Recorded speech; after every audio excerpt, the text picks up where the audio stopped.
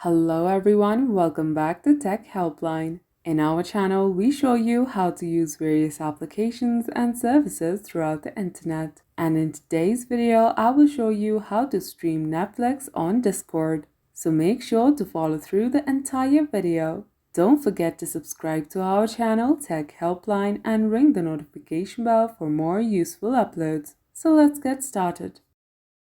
Open the web browser on a device. If you are using Google Chrome, tap the three dots at the top right corner and tap Settings. On the search bar, type Hardware Acceleration and toggle it off. Tap Relaunch for it to take effect. Next, open the Netflix app and sign in. Select the movie or show you want to share. Then go to Discord and add server. Now tap Screen to share your screen. Tap Window and select the Netflix window and tap Share.